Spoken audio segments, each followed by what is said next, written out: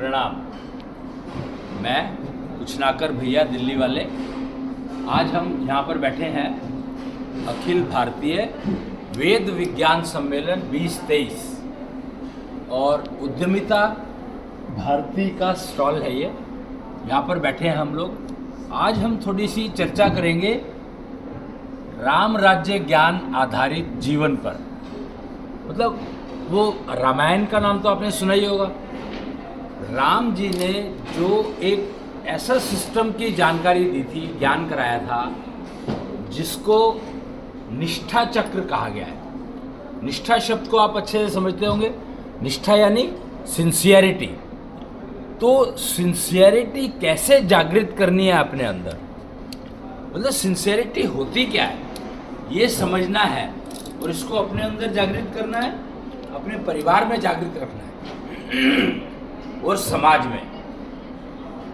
तो उसके लिए हमें राम राज्य ज्ञान आधारित जीवन जीना पड़ेगा। उसके अलावा कोई चॉइस है नहीं, क्योंकि सारी वो सिस्टम टेक्नोलॉजी राम जी के द्वारा दी गई है। ये टेक्नोलॉजी उन्होंने टेक्नोलॉजी दी क्या, ये कैसे होती है? तो हर प्राणी में निष्ठा चक्र रहता है, मतलब बिल्ट इन है। जैसे आपने देखा होगा ना, 7 चक्रों की बात करते हैं योगा में, और प्राणायाम की बात करें अगर आप, तो शरीर में 7 चक्रों की बात की जाती है। ऐसे ही जब हम समाज की बात करते हैं तो समाज में जब बात करते हैं तो हर इंडिविजुअल के अंदर एक चक्र होता है जिसको निष्ठा चक्र बोला गया है, और वो नाभि से गवर्न होता है। अगर आप लोगों ने एक पोएम सुनी हो, उसका नाम था शायद ऐशो सत्य, हिंदुत्व का ऐशो सत्य, हिंदुत्व का ऐशो सत्य। वो क्या है? वो कहते हैं, कृष्ण बसे मेरी नाभि में, कृष्णांश बसे मेरे दिल में, शिव ज्योति जले मस्तक में, राम बसे मेरे रोम रोम। ऐसे करके एक पोएम है। मेरे पास वो भी पोएम है नहीं, मेरे को 2-4 लाइनें आती तो मैंने बताई आपको। तो ये जो राम बसे मेरे रोम रोम का मतलब समझने की बात है। रोम यानी सेल, इंडिविजुअल सेल। और वो सेल जो जुड़े होते हैं आपस में, वो किसी से जुड़े होते हैं? तो वो जुड़े होते हैं शुक्र मॉलिक्यूल से। अगर आपने 24 मॉलिक्यूल स्ट्रक्चर्स पता हो आपको, अगर आप यहाँ पर देखें कहीं पर, वो आप देखिए, ये and association of naturopath developers, उन्होंने 24 molecule existing in nature to cure self and recover self. तो इसमें एक मॉलिक्यूल है शुक्र, और शुक्र molecule is responsible for joining 2 cells, and the strength of that shukra which joins 2 cells is developed using Ram Ram. Ram Ram हमेशा 2 बार बोला जाता है, या तो जय श्री राम बोला जाता है या राम राम बोला जाता है। नॉर्मल केस में जब हम सोसाइटी में रहते हैं, किसी से मिलते हैं, अभिनंदन करते हैं, तो राम राम कह करके बात करते हैं। तो राम राम कहने से क्या मतलब, राम या राम राम राम 3 बार क्यों नहीं कहा, 2 ही बार क्यों कहा गया? इस बात को समझने की बहुत ही ज़्यादा इम्पोर्टेंस है, क्योंकि ये टेक्नोलॉजी का काम है, भारतीय संस्कृति की एम्बेडेड टेक्नोलॉजी। अगर आप ये देखेंगे, ये अगर आप देखेंगे, ये कुछ लिखा है यहाँ पर, भारतीय संस्कृति की एम्बेडेड टेक्नोलॉजी। एम्बेडेड का मतलब हिडन टेक्नोलॉजीज। तो भारतीय कल्चर, इंडियन कल्चर का जो टेक्नोलॉजीज को जब खोज करी गई, निकाली गई, तो उसमें ये समझ में आया कि राम राम कहने से उस शुक्र की शक्ति बढ़ती है जो 2 सेल्स को ज्वाइन करता है, मेनली, प्राइमरीली। और उसके बाद ये तो एक वो सिस्टम हो गया जो आपके स्किन डिजीज़ को हल कर सकता है। आपकी स्किन डिजीज़ की, स्किन की सारी प्रॉब्लम्स, आपकी वाटर रिटेंशन की प्रॉब्लम्स, या जो आपके इनर स्किन के अंदर जो फ्लैश है उसमें जो कुछ प्रॉब्लम्स होती हैं उनको निकालने में राम राम शब्द के बोलने से वो निकलती है। कहते हैं कि 108 बार अगर राम राम एक पर्टिकुलर पैटर्न में, देखिए ऐसा है कि राम राम बोलना एक बात है, पर अगर आपको कोई प्रॉब्लम है और उससे सॉल्यूशन चाहिए तो फिर आपको टेक्नोलॉजी यूज़ करनी पड़ेगी। तो शंख टेक्नोलॉजी अगर आप यूज़ करेंगे तो वो बताती है कि एक पर्टिकुलर पैटर्न में अगर आप ताली बजा करके राम राम बोलते हैं 108 बार, उसका भी समय निर्धारित है, ये नहीं कि कभी भी कर लो आप, उस टाइम पर करना है। तो उस समय में वो एनर्जी अवेलेबल होती है जो आपको हेल्प करती है रोगों से मुक्ति पाने में। प्रोसीजर वेरी इंपॉर्टेंट, प्रोसीजर के बिना चलोगे तो कुछ मिलेगा नहीं। प्रोसीजर आपको 100% फॉलो करना पड़ेगा। मतलब उसमें ये भी नहीं है कि 90% फॉलो कर लिया 10% छोड़ दिया ना, प्रोसीजर तो आपको 100% फॉलो करना ही पड़ेगा, कोई चॉइस नहीं है इसमें। तो ये आप बात समझ लें। और हर प्राणी में निष्ठा चक्र होता है जो नाभि से शुरू होता है और घुटनों तक जाता है। माइंड इट, मैं क्या कह रहा हूँ, नाभि से शुरू होता है और घुटनों तक जाता है, चक्र है, उसको कहा गया निष्ठा चक्र। अगर वो चक्र आप जागृत कर लेते हैं तो आपका शुक्र बहुत स्ट्रांग हो जाएगा। और अगर आपका शुक्र स्ट्रांग हो जाएगा तो आपका स्टेमिना लेवल बढ़ जाएगा।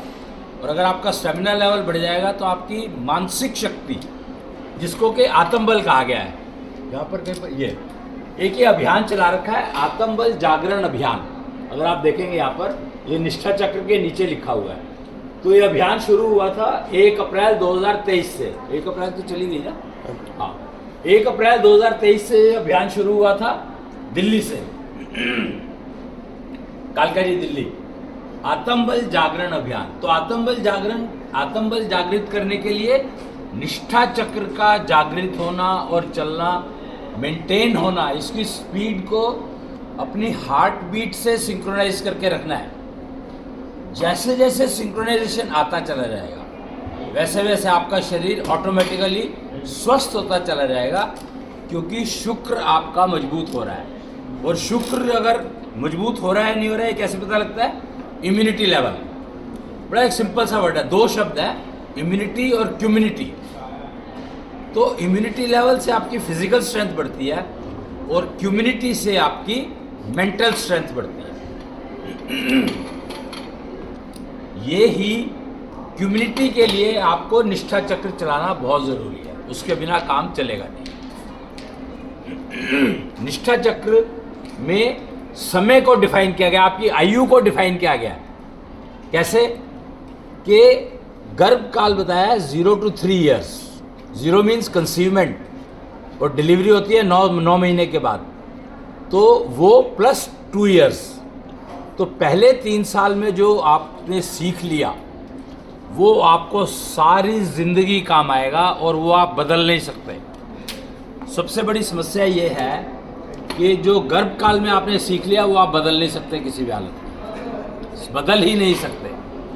इसीलिए कहते हैं कि जब बच्चा पैदा होता है तो वो हिंदू होता है। मतलब ये मुझे समझ में आया नहीं कि क्यों कहा जाता है, पर कहा जाता है ऐसा कि उस पीरियड में पहले 3 साल में जो सीख लिया, खासकर गर्भ के अंदर, अभिमन्यु को आप समझे यहाँ पर, अभिमन्यु ने वो कौन सा चक्र था, चक्रव्यूह में एंट्री का सिस्टम सारा का सारा सीख लिया था गर्भ काल में ही। तो ये नहीं है कि अभिमन्यु में कुछ खास कैरेक्टरिस्टिक थी, नहीं, हर कोई सीख सकता है, लेकिन प्रोसीजर्स पता होने चाहिए। प्रॉब्लम है प्रोसीजर्स की। अब अगर देखा जाए तो जब लव और कुश गर्भ में आए तो सीता जी को आश्रम में भेज दिया था, वाल्मीकि आश्रम में चली गई थी वो, या राम जी ने उनको वहाँ भिजवा दिया था। क्यों? क्योंकि राम जी को पता था अच्छे से अगर उनका महल में रहेंगे तो उनका निष्ठा चक्र जागृत नहीं हो सकता। कृष्ण को वासुदेव ने पैदा होते ही माँ से अलग कर दिया था, पैदा होते ही माँ से अलग कर दिया था कृष्ण को। क्यों? क्योंकि उन्हें पता था, वासुदेव को पता था ये बात, कृष्ण के पिताजी को, कि कृष्ण का निष्ठा चक्र जागृत नहीं होगा अगर वो अपनी माँ के पास रहेंगे तो। कैरेक्टरिस्टिक्स, मतलब कृष्ण की कैरेक्टरिस्टिक्स पता थी, राम जी को लव और कुश की कैरेक्टरिस्टिक पता थी, इसलिए उनको आश्रम में डिलीवरी के लिए आश्रम में भेजा। तो गर्भकाल उनका वहाँ बीता। इसीलिए जब युद्ध हुआ अश्वमेध यज्ञ के समय में, तो उन्होंने हर उसको हराया था। लक्ष्मण जी को हराया, हनुमान जी को हराया, भरत को हराया, शत्रु, मतलब सबको हराया उन्होंने। कैसे संभव है? 8 साल की उम्र में, बाल्यकाल 7-8 साल की उम्र में उन्होंने सबको हरा दिया था। तो ये कैसे संभव हुआ? ये संभव हुआ निष्ठा चक्र के कारण। एकमात्र कारण निष्ठा चक्र जागृत होना। तो राम जी ने उम्र डिफाइन किया, 0 to 3 years गर्भकाल, 3 to 9 years बाल्यकाल, यानी सीखने का समय, समझने का समय। फिर है संभाल काल, 9 से 18 साल, 9 साल का समय दिया है, 10 साल का। 9 से 18 गिनेंगे तो शायद 9 साल बनेंगे, 10 साल बनेंगे, 2 ही बनेंगे, आप गिन लेना। तो इसको संभाल काल कहा गया। ये पीरियड जो है बहुत इंपॉर्टेंट है कि इस समय में जो आपने सीखा, 0 to 9 years में जो सीखा आपने, उसको संभालना है। प्रोसीजर्स दिए हैं हर काल में क्या क्या होना चाहिए, पेरेंट्स को क्या करना है, बच्चों को क्या सिखाना है, कैसे वातावरण में रखना है, और संभालने के लिए क्या करना है। हर चीज़ के सिस्टम दिए हैं, प्रोसीजर्स दिए हुए हैं। 18 से 24 के लिए दिया है कर्म काल, यानी प्रोफेशन। तो इस समय में अगर आप प्रोफेशनली परफेक्ट नहीं हो जाते तो आपका जीवन जो है समझो कि दुखी, कष्ट में ही चलेगा। कष्ट मुक्त जीवन जीना है तो ये काल आपके लिए बहुत इंपॉर्टेंट है। ऑफ कोर्स काल सारे इंपॉर्टेंट है। फिर विवाह काल पूरी जिंदगी चलता है, परिवार काल पूरी जिंदगी चलेगा। संपूर्ण आनंद काल 58 साल के बाद से शुरू होता है। ये बहुत इंपॉर्टेंट समझने वाली बात है कि संपूर्ण आनंद काल का जीवन 58 साल के बाद शुरू होता है और पूरी जिंदगी चलता है। फिर 58 जो नंबर है, ये बहुत इंपॉर्टेंट नंबर है, बहुत ही इंटरेस्टिंग नंबर है। 51 इसमें गणित में, गिनती में अगर आप देखेंगे तो 51, 52, 54, 57, 58, ये 5 नंबर जो है बहुत इंपॉर्टेंट है। ये बहुत बड़ा मैसेज दे रहे हैं आपको। 51 कह रहा है वानप्रस्थ की तैयारी करो। 51वें साल में जब आते हो तो आपको वानप्रस्थ की तैयारी शुरू कर देनी है। वानप्रस्थ किसको कहते हैं? वानप्रस्थ है संपूर्ण आनंद काल। संपूर्ण आनंद काल का मतलब है कि अब आप पूर्ण आनंद की तरफ चल रहे हैं। पूर्ण आनंद 51 में मतलब आप बच्चों की विवाह करने की तैयारी शुरू कर दो, परिवार के जो काम है वो निपटाने शुरू करो। 52 साल, 51, 52 और फिर 54 से विवाह होने शुरू हो जाने चाहिए आपके बच्चों के, और 57 तक पूरे के पूरे परिवार के जो बच्चे हैं आपके सेटल हो जाने चाहिए, आपके उससे चले जाने चाहिए। परिवार को छोड़ करके अपना परिवार बना लेना चाहिए, अपनी यूनिट बना लेनी चाहिए उनको अलग। उसके बाद आपका आनंद काल शुरू होगा 58वें साल से। और वानप्रस्थ का मतलब है वन में रहना। और वन किसको कहा गया? वन कहा गया समाज को। यानी अब आप जो समाज के प्रति आपका कर्तव्य है वो पूरा करो। परिवार के प्रति जो कर्तव्य था 58 से पहले पूरा हो जाना चाहिए। ये नियम है राम राज्य ज्ञान का। ये एक डायमेंशन है जो बता रही है ये बात कि 58वें साल में आपको वानप्रस्थ में चले जाना है। तैयारी शुरू कर, मतलब निकलने की तैयारी शुरू कर दो। और 60 के बाद, 60 साल से 60 to 69, ये कितना इम्पोर्टेंट पीरियड होता है जो कि सबसे ज़्यादा आपके अंदर वो होती है शुक्र की प्रेजेंस मैक्सिमम उस समय में, और उसका यूटिलाइजेशन करते हो तो बाकी आगे की ज़िंदगी बहुत बढ़िया चलेगी, ये पक्की बात है। तो 60 से 69 का साल जो है, का दशक जो है बहुत इंपॉर्टेंट होता है लाइफ में, और वही आपको संपूर्ण आनंद काल की तरफ ले जाता है।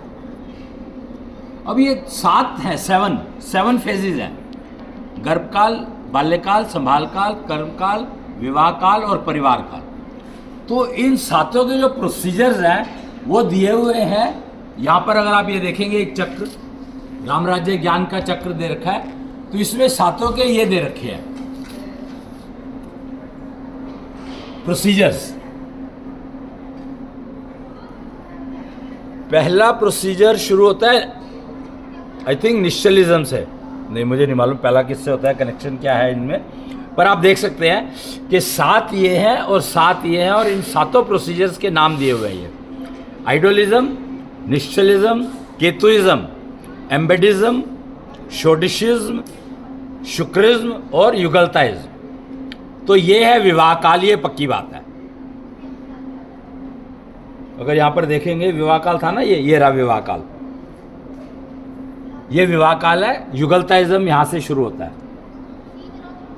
फिर ये कर्म काल, आइडोलिज्म, मुझे नहीं पता ये क्या, इसका कनेक्टिविटी यहाँ पर किसी चार्ट में दिया होगा, यहाँ पर नहीं दिया हुआ है तो इसलिए मैं बता नहीं पा रहा आपको, पर ये 7 प्रोसीजर्स दिए हुए हैं। ये प्रोसीजर अगर आप फॉलो करोगे तो आपका निष्ठा चक्र जागृत रहेगा, ये पक्की बात है। ये राम जी का ज्ञान है। उसके बाद कृष्ण ने क्या ज्ञान दिया? कृष्ण ने न्याय का ज्ञान दिया। यहाँ पर एक ये लाइन लिखी है, कृष्ण का राष्ट्रवाद, वासुदेव का समाजवाद। समाजवाद का ज्ञान दिया था वासुदेव ने, और समाजवाद में क्या कहा था? मेरे द्वारा किसी भी प्राणी को नुकसान ना पहुंचे, किसी भी तरह का, पूरी पृथ्वी पर मेरे द्वारा किसी को भी नुकसान ना पहुंचे, और मेरे सामने कोई किसी को नुकसान ना पहुंचा पाए। ये जोड़ा था कृष्ण ने राष्ट्रवाद का सिद्धांत देकर के। तो कृष्ण का राष्ट्रवाद, वासुदेव का जो समाजवाद था, उसमें न्याय चक्र को जोड़ा, और कृष्ण का राष्ट्रवाद कहलाता है। और राष्ट्रवाद अगर आपके अंदर जागृत होता है तब जब आपका निष्ठा चक्र जागृत हो जाता है, और आपकी हार्ट बीट से जितना सिंक्रोनाइज होगा उतना ही आपका जो इंटरनल्स हैं वो बहुत ही मानसिक शक्ति जिसको कहते हैं विकसित होगी पूर्ण रूप से। यहाँ पर एक और चीज दी गई है, पहले भी शायद बताया होगा कि फाउकोलॉजी एक सब्जेक्ट है जिसने डिफाइन किया है कि 5 तत्व क्या हैं शरीर के अंदर। फिजिकल बॉडी इज पृथ्वी तत्व, कॉन्जेनियल नेटवर्क इज आकाश तत्व। ये कॉन्जेनियल नेटवर्क क्या है ये शायद मैंने पहले भी बताया होगा। ये है आपका nervous system, nerves and nervous system, artery और वेन्स, सब जहाँ पर भी जो फ्लो होता है, ब्लड का फ्लो हो, लिक्विड का फ्लो हो, वेस्ट का फ्लो हो, ब्रीदिंग का फ्लो हो, सारे वो सब नेटवर्क को कॉन्जेनियल नेटवर्क कहा गया है। स्पिरिचुअल बॉडी मतलब नॉलेज, ज्ञान। कोई भी काम करना है तो उसके लिए आपको नॉलेज चाहिए, प्रोजेक्ट एग्जीक्यूट करने के लिए, तो उसको स्पिरिचुअल बॉडी कहा गया आपके शरीर में जो होती है ज्ञान को, जिसमें डिसीजन मेकिंग भी आती है, सोचना, समझना और निर्णय करना, ये सब इस स्पिरिचुअल बॉडी के पार्ट है। वो जल तत्व से रिप्रेजेंट करती है। जल तत्व यानी समुद्र, और समुद्र के अंदर सारा ज्ञान भरा पड़ा है, ये सब जानते ही हैं। फिर है एनर्जी जनरेटर, वायु। हार्ट आपका बीट करता रहता है कंटिन्यूअसली, तो वो प्रोवाइड कर रहा है आपको एनर्जी। और मेंटल बॉडी मतलब अग्नि तत्व, जो मेमोरी का काम करती है, जिसको आप कहते हैं ना याददाश्त, तो वो आपका अग्नि से रिप्रेजेंटेड है। तो ये 5 तत्वों की एक्सप्लेनेशन दी गई है यहाँ पर। और न्याय चक्र, जैसे कि मैंने बताया सुदर्शन चक्र था, ये तो सब जानते ही हैं। अब वो कलयुग में न्याय चक्र कहलाता है। और एक ये अगर आप देखेंगे यहाँ पर ना, एक फोन करना ये 3 गोले दिखा रखे हैं और केतु सेतु लिखा है यहाँ पर। ये केतु सेतु क्या है? ये 3 गोले हैं। ये जो ऊपर वाला गोला है ये है ब्रह्मा जी को रिप्रेजेंट करता है, और नीचे वाले जो 2 गोले हैं ये विष्णु और महेश, 3 त्रिदेव कहे जाए ना, त्रिदेव में ब्रह्मा, विष्णु, महेश। तो ये एक केतु सेतु एक एंटीना है जो कि आपको स्वर्ग की वाइब्रेशंस रिसीव करवा सकता है, प्रोवाइडेड आप इसको पहने और इसके साथ जो लिंक्ड प्रोसीजर है उसका उपयोग करें, तो आप अपने घर में स्वर्ग के वाइब्रेशंस को रिसीव कर सकते हैं। केतु सेतु केतु जो है धर्म का प्रतीक बताया जाता है। अगर आप किसी भी उससे पूछेंगे ज्योतिषी से, तो आपको बताएंगे केतु का मतलब होता है धर्म ध्वजा, यानी धर्म का प्रतीक। तो वो यहाँ पर दिखाया गया है केतु सेतु, और ये ब्रह्मा विष्णु महेश 3 दिखाए गए हैं। ये रिसीव करता है और ये आपको उसको कन्वर्ट करके स्वर्ग की वाइब्रेशन यहाँ से रिसीव करता है वाइब्रेशंस, और ये आपको प्रोवाइड करता है। तो आपके पास पहुँच जाएंगे।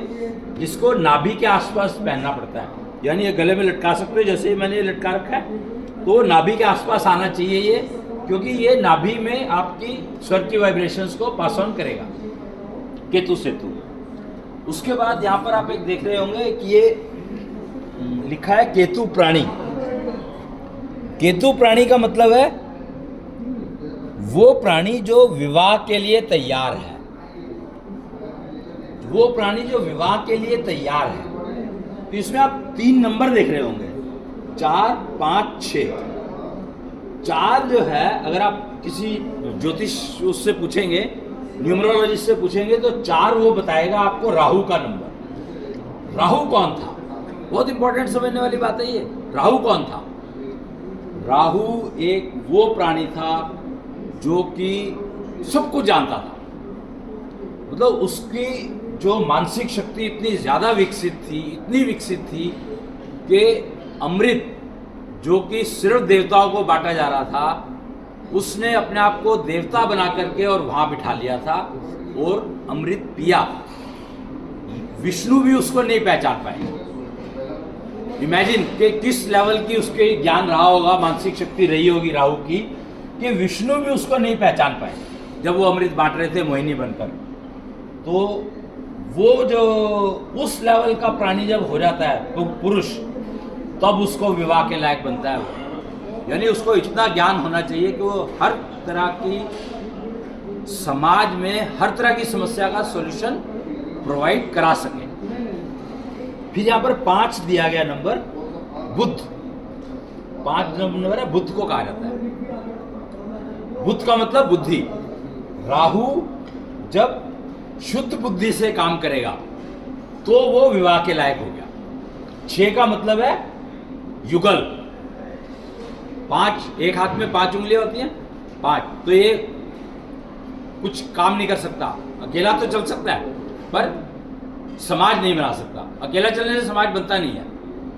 तो जैसे ही दूसरा हाथ आएगा 6, तो 6 का मतलब है युगलतम, ये लिखा है।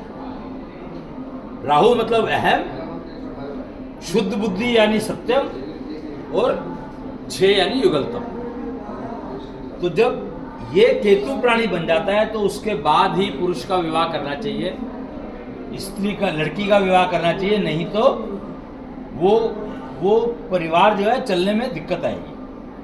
तो ये पूरा का पूरा राम राज्य ज्ञान राम जी का दिया हुआ है। और ये आप देख सकते हैं हनुमान जी की गदा है, और एक चाबी बनी हुई है यहाँ पर, दिखाएंगे जरा इसको। ये देखें यहाँ पे, ये हनुमान जी है और हनुमान जी की गदा है, और ये चाबी बनी हुई है यहाँ पर। तो इस गदा के अंदर चाबी छुपी हुई है। अगर आपको ध्यान हो, हनुमान जी ने अपनी छाती फाड़ करके राम, सीता और लक्ष्मण जी के दर्शन कराए थे। अगर आप देखेंगे कैलेंडर में मिल जाएगा आपको बहुत कुछ। तो वो यही चाबी है, उन्होंने यही चाबी दिखाई थी कि अगर आप अपने अंदर निष्ठा चक्र जागृत कर लेंगे तो राम राज्य ज्ञान आपके अंदर जागृत हो जाएगा, और वो चाबी आपको हनुमान जी से मिल सकती है, ये बताया गया है इसमें। तो आप आज मुझे लगा कि आज क्या तारीख है? 30 तारीख। तो आज बृहस्पति जी का दिन है, तो इसलिए ये आज राम राज्य ज्ञान मैंने आपको एक्सप्लेन किया, और ये आज आखिरी दिन है यहाँ पर। तो आज के बाद हम लोग यहाँ पर मिलेंगे नहीं, और इंटरनेट के ऊपर सारी जानकारी अवेलेबल है, वहाँ से आप ले सकते हैं। भगवान टीवी चैनल है फेसबुक पर, वहाँ पर आपको ये सारी जानकारी मिल जाएगी। प्रणाम।